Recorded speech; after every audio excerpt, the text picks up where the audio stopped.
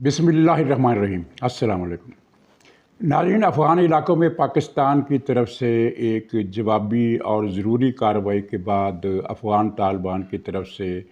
पाकिस्तान को धमकी दी गई है कि उस पर एक बड़ा हमला किया जाएगा और साथ ही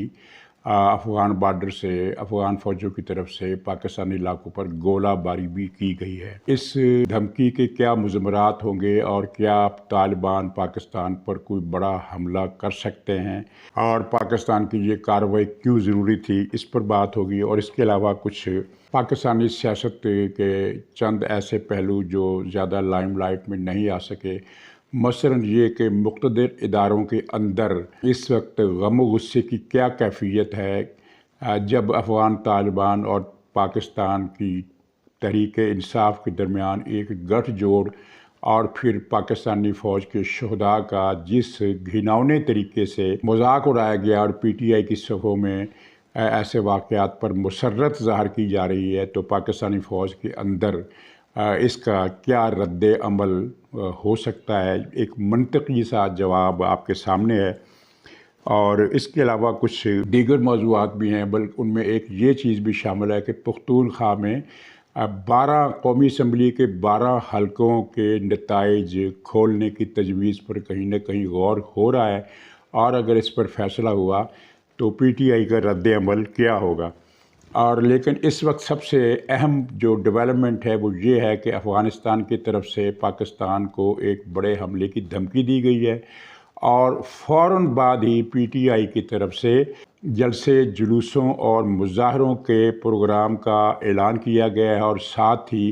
ये कहा गया है कि 1 और 9 मई की तैयारी हमने शुरू कर दी है। ये उनके सोशल मीडिया पर ये बातें हो रही हैं। ये दोनों चीज़ें आगे पीछे हुई हैं।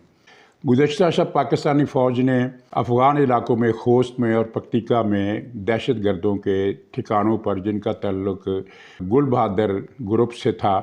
कार्रवाई की, और ये फ़ज़ाई कार्रवाई थी, सिलेक्टेड और टारगेटेड कार्रवाई थी, जिसमें कुछ दहशत गर्द मारे गए हैं। 8 अफराद मारे गए, जिनमें बताया गया कि 2 तो बच्चे और औरतें, एक बच्चा और एक औरत थी, बाकी 6 दहशतगर्द थे। ज़ाहिर है एक दहशत गर्दों के ठिकाने पर अगर बम गिरेगा तो वहाँ अगर कोई गैर मुतल्लका आदमी मौजूद है तो वो भी मारा जाएगा। नाज़रीन, इस तरफ ये वाक़या बिल्कुल गैर मुतवक्को नहीं है। इससे पहले ये ख़बरें आती रही है और हमने एक प्रोग्राम में ज़िक्र भी किया था कि पाकिस्तानी हुकूमत की तरफ से, पाकिस्तानी इदारों की तरफ से अफ़गानिस्तान को ये बात क्लियर कर दी गई है कि अगर आपकी तरफ से दहशत गर्दों की हौसला अफजाई इसी तरह जारी रही तो हम इनका पीछा कर सकते हैं, हार्ड परसूट कर सकते हैं। और इसमें मैंने अपने प्रोग्राम में बताया था कि अफ़गान हुकाम को ये इतला भी दे दी गई है कि फिर फ़ज़ाई कार्रवाई भी हो सकती है, और फिर ये हुई और ये आइंदा भी होंगी अगर पाकिस्तान के अंदर दहशत गर्दी के वाक़यात न रोके गए। और इन वाक़यात को रोकना अफ़गान तालिबान के कंट्रोल में है। वो ये झूठ बोलते हैं कि TTP वाले उनके कंट्रोल में नहीं है। हकीकत में TTP वालों को पनाह गाहें भी मुल्ला हैबतुल्लाह की हुकूमत फ़राहम कर रही है, हथियार भी उन्हें दे रही है, उन्हें आने जाने के मामलात में सहूलतकारी भी कर रही है। तमाम काम जो है वो मुल्ला हैबतुल्लाह की मर्ज़ी से हो रहा है। उनका ये झूठ नहीं पनप सकता कि TTP वाले हमारे कंट्रोल में नहीं है। पाकिस्तान तो ये बात कह सकता है कि TTP वाले हमारे कंट्रोल में नहीं है, क्योंकि वो खुफिया जगह पर छुपे हुए हैं और पाकिस्तानी फ़ौज पर जहाँ उन्हें मौका मिलता हमला करते हैं। लेकिन अफ़गानिस्तान में तो उनकी क़यादत जो है TTP की, वो अफ़गान तालिबान के पनाहगाहों में रहती है, उनके शेल्टर्स में रहती है, उनकी दफातर में रहती है, और तमाम सहूलतें उनको खाने पीने से लेकर गोली बारूद तक हर चीज़ अफ़गान हुकूमत फ़राहम कर रही है। और पाकिस्तान की गवर्नमेंट ने इस मरतबा भी दफ्तर ख़ारजा ने जो बयान जारी किया उसमें ये कहा गया है कि ये चीज़ किसी के मुफाद में नहीं है। बदकिस्मती ये है कि जिस तरह ईरान ने ये ऐलान किया था कि उसका टारगेट इसराइल है, लेकिन फिर हमने पिछले 20-30 वर्षों में देखा कि उनका टारगेट सिर्फ़ अरब मुल्क है। इसराइल को उनकी तरफ से ठंडी हवा ही गई है। जब भी ईरान की तरफ से कोई हवा का झोंका चला है तो वो एक ठंडी और मेहरबान हवा का झोंका चला है, जबकि ईरान की 100% कार्रवाइयाँ अरब मुल्कों के ख़िलाफ़ हुई हैं। इसी तरह हमारे यहाँ बाज़ नादान किस्म के, खुशफहम किस्म के लोग جو جعلی قسم کی پیش گوئیوں پر پرانے زمانے کی صوفیوں کی جعلی بنائی گئی پیش گوئیوں پر اعتبار کر کے یہ کہتے تھے کہ طالبان حکومت میں آئیں گے تو پھر وہ پہلا کام کشمیر کو آزاد کرانے کے کریں گے، لیکن آپ نے دیکھا کہ جب طالبان کی حکومت آئی تو ان کا پہلا اور آخری ہدف جو تھا وہ پاکستان تھا، اور پاکستان کے خلاف انہوں نے کارروائیاں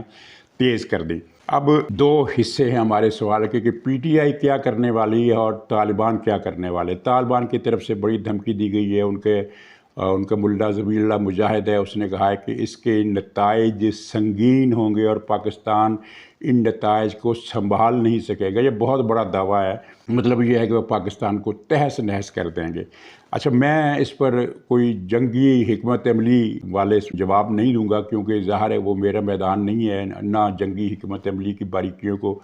ہم سمجھتے ہیں نہ آپ سمجھتے ہیں۔ یہ تو صرف ان کا کام ہے جو جنگیں لڑتے ہیں یا جن کا مطالعہ جنگی حکمت عملی کی کتابوں کو اتنا زیادہ ہے کہ وہ جنگ نہ لڑتے ہوئے بھی بہت ساری باتیں سمجھ لیتے ہیں۔ لیکن ہم ایک سادہ بات کرتے ہیں، پریکٹیکل بات کرتے ہیں، اور وہ یہ ہے کہ طالبان میدان جنگ لڑنے کی اہلیت نہیں رکھتے۔ انہوں نے کبھی آج تک پوری اپنی ہسٹری میں،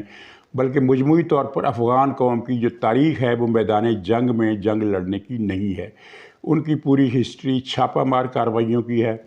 گوریلا کارروائیوں کی ہے، ہٹ اور رن جسے کہتے ہیں، اور یہ صدیوں پرانی ان کی تاریخ ہے، اور واقعتاً اس میں وہ بڑی مہارت رکھتے ہیں۔ اس لیے بھی مہارت رکھتے ہیں کہ ان کے پیچھے پہاڑ ہوتے ہیں۔ اور ناظرین، ایک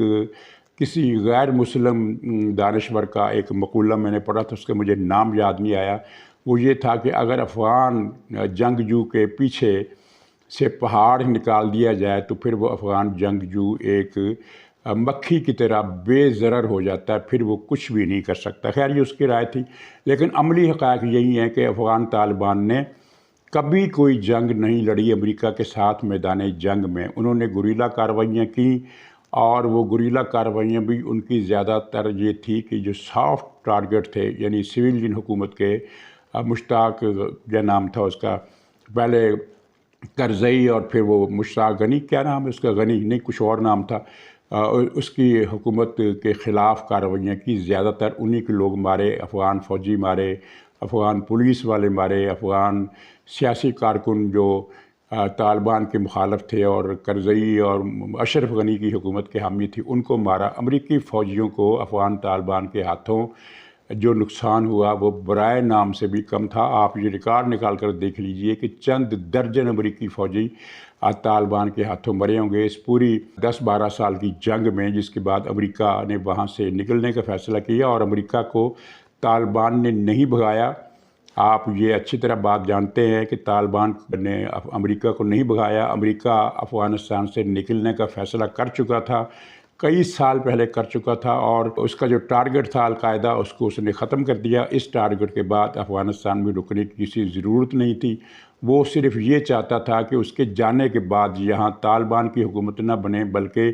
ایک وسیع البنیاد حکومت بنے جس میں لبرل، سیکولر، ڈیموکریٹ، ملا، ہر قسم کے عناصر شامل ہوں، اور وہ اس ٹارگٹ کو حاصل کرنے میں ناکام رہا۔ اس طرح کہ جیسے ہی اس کی فوج رخصت ہوئی، اشرف غنی حکومت جو تھی وہ چند دنوں میں ڈھیر ہو گئی اور پورے افغانستان پر طالبان کا قبضہ ہو گیا۔ تو طالبان میدان جنگ میں لڑنے کی صلاحیت نہیں رکھتے، ان کی صفر صلاحیت ہے کہ کسی بھی جگہ پوری افغان جنگ میں آپ دیکھیں، چاہے وہ روس کے خلاف ہو، چاہے وہ امریکہ کے خلاف ہو، انہوں نے گوریلا کارروائیوں کے ذریعے کامیابی حاصل کی ہے، جبکہ اگر وہ پاکستان پر حملہ کرتے ہیں تو پھر وہ مسئلہ گوریلا کارروائیوں کو نہیں رہے گا، ان کے سامنے پاکستانی فوج ہوگی اور میدان جنگ ہوگا، اور اس میدان جنگ میں وہ کھیت رہیں گے۔ ہاں، تخریبی کارروائیاں وہ کرتے رہیں گے، پاکستان کے لیے مسئلہ بنے رہیں گے، اور یہ مسئلہ بڑھنے کے امکانات زیادہ ہیں، مسئلہ کنٹرول ہونے کے امکانات کم ہیں، کیونکہ طالبان کی حکومت کھلی شر پسندی پر آمادہ ہے۔ اس کو دفتر خارجہ نے جو فہمائش کی ہے وہ اس پر اس کا اثر نہیں ہوگا، مجھے تو یہی لگتا ہے۔ اچھا، اب ٹی ٹی پی پاکستان میں موجود ہے۔ اگر بارڈر پر فرض کیجئے افغانستان حملہ کرتا ہے، بڑا حملہ کرتا ہے، ایک جنگ چھڑ جاتی ہے، تو سب سے زیادہ نقصان کس کا ہوگا؟ وہ سب سے زیادہ نقصان ہوگا ٹی ٹی پی کا، کہ یعنی جب میدان جنگ سجے گا تو پھر پاکستانی فوج ایک وہ پوری یعنی عسکری پھیلاؤ کے ساتھ اس بارڈر پر پھیلے گی، اور یہ ہائیڈ آؤٹس جو ہیں یہ خود بخود نشانہ بن جائیں گی، اور پھر میدان جنگ میں جو نقصان ہوگا ظاہر ہے اس میں کئی چیزیں شامل ہوتی ہیں۔ صرف ضروری نہیں ہے کہ جنگ ہی ہو، جھڑپیں ہی ہو، دو بدو فائرنگ ہو، تبادلے ہوں، بلکہ یہ ہوتا ہے کہ گولہ باری ہوتی ہے دونوں طرف سے۔ گولہ باری میں کون زیادہ درست نشانے لے کر دشمن کے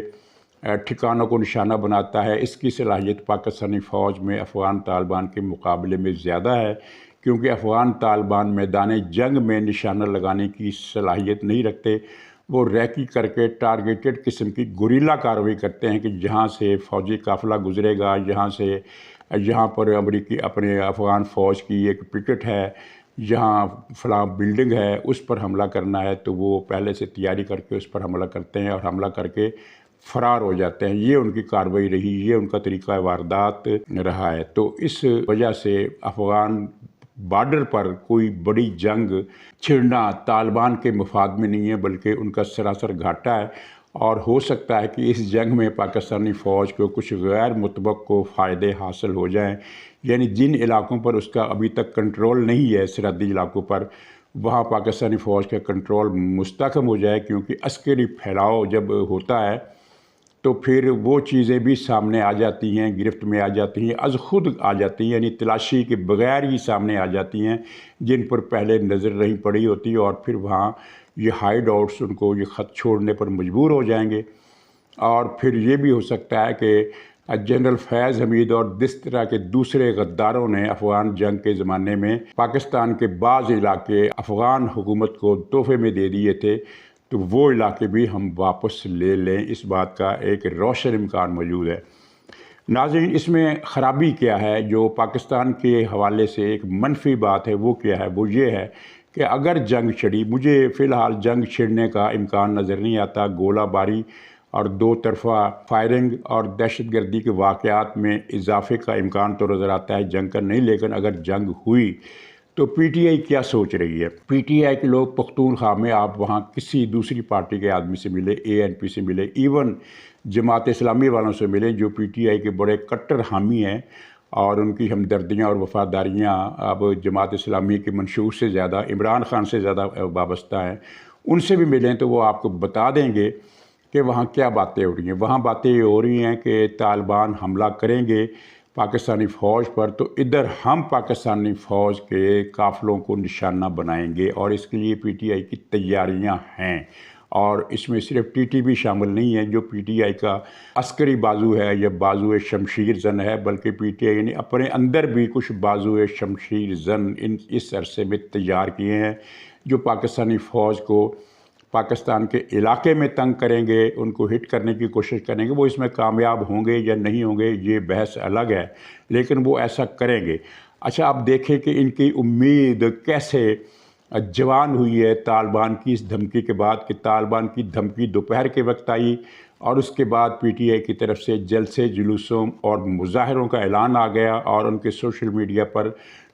ایک اور 9 مئی کی دھمکی کھلے بندوں دی جا رہی ہے۔ یعنی اب اس کو ملا کر آپ دیکھیں تو مطلب یہ ہے کہ ان کی ایک امید بن گئی ہے کہ طالبان کوئی اتنی بڑی سپر پاور ہیں کہ وہ پاکستان پر حملہ کر کے تہس نہس کر دیں گے اسے، اور یہاں سے اندر سے ہم پاکستانی فوج کو ماریں گے،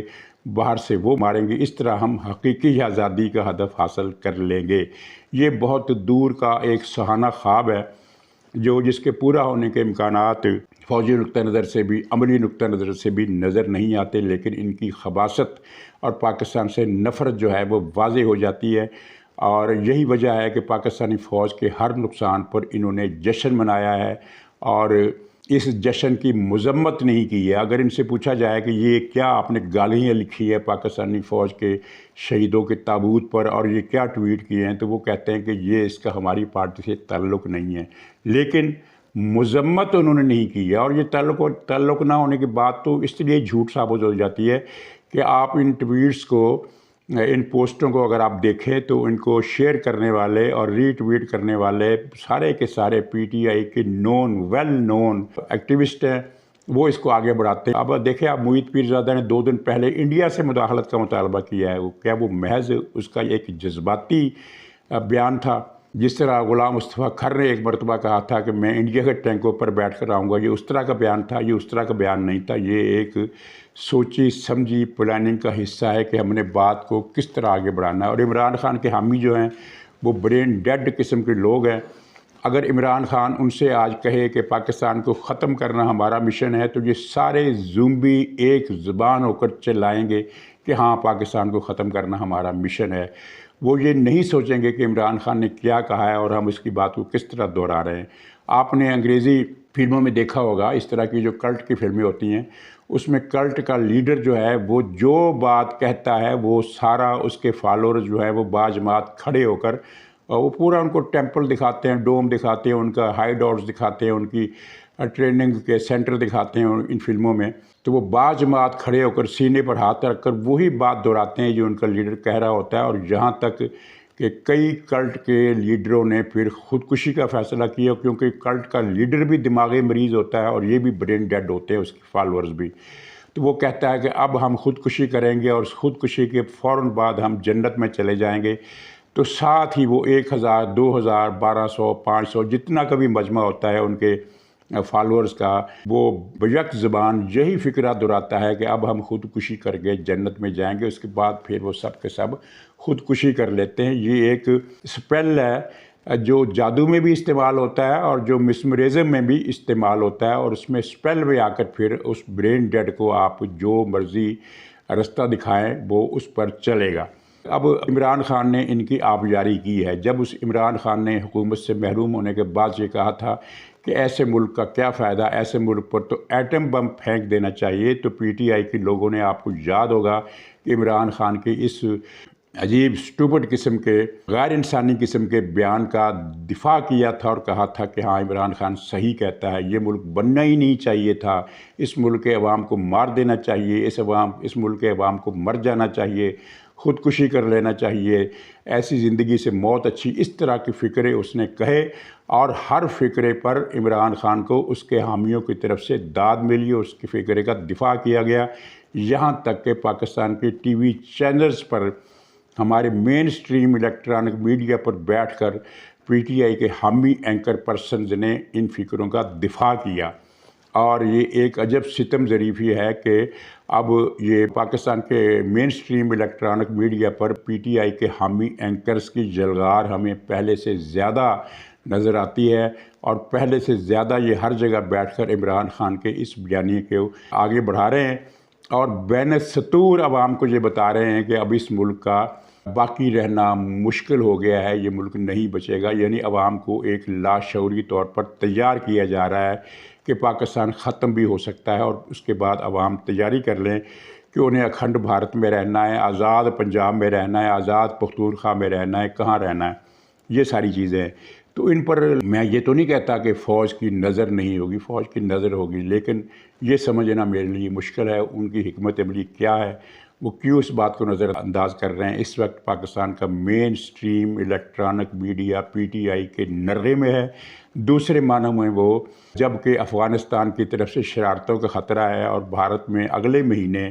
الیکشن ہونے والا ہے، اگلے مہینے کے وسط میں، تو بھارت کی طرف سے بھی کوئی ایڈونچر ہو سکتا ہے۔ تو اس دو طرفہ خطرے کے موقع پر یہ ففتھ کالمسٹ اور جو پاکستان سے زیادہ بھارت کے وفادار ہیں اور افغانستان کی طرف امید بھری نظروں سے دیکھ رہے ہیں کہ پاکستان کو توڑنے میں وہ ہماری مدد کرے گا، ان لوگوں کو ٹی وی پر پہلے سے زیادہ پنپنے کی اجازت کس نے دی ہے؟ شہباز شریف حکومت سے اس بارے میں کسی اقدام کی توقع مت کیجیے۔ وہ شہباز شریف سے زیادہ جو کر سکتے ہیں وہ یہی ہے کہ کسی ایئر چیف کو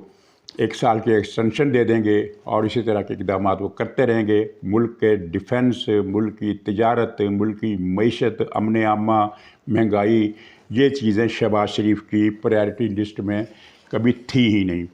تو یہ ساری امید جو ہے اس وقت ملک کو بچانے کی وہ ہے فوج سے۔ اب آپ کہیں گے کہ یہ پاکستان میں جمہوریت ہونی چاہیے اور جمہوریت میں فوج کہاں سے آ گئی؟ تو جہاں ایشو جمہوریت کا یا پارلیمنٹ کا نہیں ہے، یہاں پاکستان کے وجود کو خطرات سے بچانے کا ہے، تو اس کے بعد آپ دیکھ سکتے ہیں کہ کیا ہوگا۔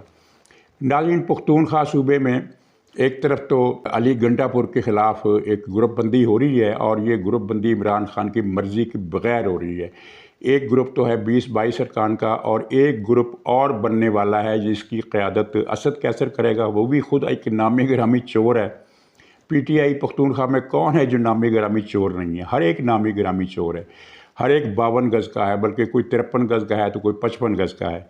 तो असद कैसर भी एक चोर है और इस चोर का भी एक ग्रुप है जिसमें कोई 12 के अरकान करीब बताए गए हैं। उनके जो दूसरा ग्रुप जो बगावत करने वाला है उसकी तादाद 2 दर्जन से भी ज़्यादा है। तो मतलब ये है कि 30-35 अरकान बल्कि 40 के करीब अरकान हो सकते हैं जो गंडापुर के ख़िलाफ़ बगावत करेंगे। और ये बगावत ज़ाहिर है वो पाकिस्तान के फेवर में नहीं कर रहे बल्कि अपना हिस्सा रसदी, क्योंकि चोरों के दरमियान चोरी के कपड़े पर तनाज़ा हो गया है, ये इशू है। लेकिन इसके साथ ही जो ख़बर है वो 12 हलकों में री इलेक्शन या री पोलिंग या री काउंटिंग, कोई भी कुछ भी जो कह सकते हैं, किसी हलके में मामला ये हो सकता है, किसी मामले में वो हो सकता है, किसी में कोई तीसरा। लेकिन जो भी है ये तजवीज़ ऊपर ज़ेर गौर है। लेकिन इस तजवीज़ पर अमल दरामद करते हुए वो जो पॉलिसी साज हैं वो इस खौफ में मुब्तला हैं कि PTI की तरफ से एक कैंपेन चला दी जाएगी कि देखो हमसे हमारी सीटें छीनी जा रही हैं। और वो प्रोपेगेंडा उनका इतना ताकतवर है कि पाकिस्तान के इदारे उस प्रोपेगेंडा का मुकाबला नहीं कर सकते। हमने ये 8 फरवरी के इलेक्शन के बाद देखा है कि PTI का प्रोपेगेंडा हावी रहा है। और उस हावी रहने की एक वजह ख़ुद मुस्लिम लीग भी है जिसके साथ धांधली हुई और उसने चुप साध ली है और ख़ामोशी इख्तियार कर ली है। और इस तरह ख़ामोशी इख्तियार करके वो PTI के प्रोपेगेंडे को ताकतवर बना रही है। तो अब देखिए क्या फ़ैसला होता है। लेकिन ये है कि एक तजवीज़ अब सामने आ गई है कि अब इस पर किस तरह करना है। और बलूचिस्तान की सूबाई सीट पर सुप्रीम कोर्ट ने जो फ़ैसला दिया है उसकी एक अहमियत ये है कि उस हलके में कुछ पोलिंग स्टेशनों पर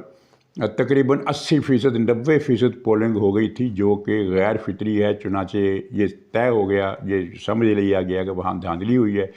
तो सुप्रीम कोर्ट ने वहाँ पूरे सूबाई हलके में दोबारा इलेक्शन का हुक्म दिया है। इस बात को आगे बढ़ाते हुए जो पंजाब में एक इम्कान पैदा हुआ है वो ये है कि फैसलाबाद से कम फैसलाबाद में जितने भी हलके हैं कौमी असम्बली के जिनमें PTI जीती है वहाँ दोबारा पोलिंग के लिए कानूनी चारा जोई की जा सकती है, क्योंकि वहाँ भी PTI इसी तरह जीती है कि बाज़ हलकों में बाज़ पोलिंग स्टेशनों के नताइज ही शामिल नहीं किए गए और बाज़ पोलिंग स्टेशनों में पोलिंग की शरह गैर फितरी थी, जो पंजाब की पाकिस्तान की तारीख़ में इतनी ज़्यादा पोलिंग कभी हुई नहीं जो फैसलाबाद के इन हलकों में हुई। तो ये तो हमारा ख्याल है अब करना तो मुस्लिम लीग ने है, वो करती है, ये नहीं करती है।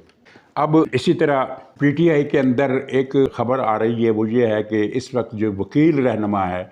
एक आध को छोड़कर इमरान खान ने सब को गद्दार करार दे दिया है। अपने कुछ मुलाकातियों के साथ मुलाकात में उन्होंने कहा है कि ये सारे के सारे गद्दार हैं एक आध को छोड़कर। इसका नतीजा क्या होता है उससे बहस नहीं, मैं सिर्फ ये एक सवाल करना चाहता हूँ कि आखिर क्या वजह है कि इमरान खान की सिलेक्शन हमेशा ही गलत होती है। कभी वो कहता है कि लोटे मेरे साथ मिल गए, कभी यानी जितने लोगों ने इस पार्टी को छोड़ा है पाकिस्तान की तारीख़ में किसी ने नहीं छोड़ा। अब तो चलिए ठीक है, एक पुलिस एक्शन भी होता है, इनके ख़िलाफ़ मुकदमात भी हैं, गिरफ्तारियाँ भी हैं। लेकिन जब तहरीक अदम एतमाद आई थी तो पंजाब में भी और मरकज़ में भी PTI की 1/3 से ज़्यादा फोर्स जो थी वो लोटा होने के लिए तैयार थी, जिसको फिर सुप्रीम कोर्ट ने एक हुक्म के ज़रिए रोका, वरना कौमी असम्बली में 30 रुकन PTI को छोड़ने के लिए तैयार थे। तो जब माशी इसकी कारकर्दगी तबाह हुई और इमरान खान वज़ीर-ए-आज़म था तो उस वक्त इमरान खान ने कहा था कि मुझे मेरी टीम ने मरवाया, मेरी टीम नालायकों पर मुश्तमिल है। तो मेरा ये सवाल ये है कि हर मौके पर आखिर ये क्यों पता चलता है कि इमरान खान ने इस मरतबा भी सिलेक्शन गलत कर दी। ज़ाहिर है कि ये ज़हनी तौर पर एक डफर आदमी है, इसको सिलेक्शन नहीं करनी आती और ख़ुद भी ये बेईमान है, ख़ुद भी ये करप्ट है। ये करप्ट लोगों को मुंतखब करता है और करप्ट लोग कभी किसी के वफ़ादार नहीं होते। वो जब उनको कहीं से ज़्यादा फ़ायदा नज़र आता है तो वो उस तरफ पलट जाते हैं। तो नाज़रीन इजाज़त दीजिए, इंशाअल्लाह अगले प्रोग्राम में फिर मुलाकात होगी। तब तक के लिए खुदा हाफ़िज़।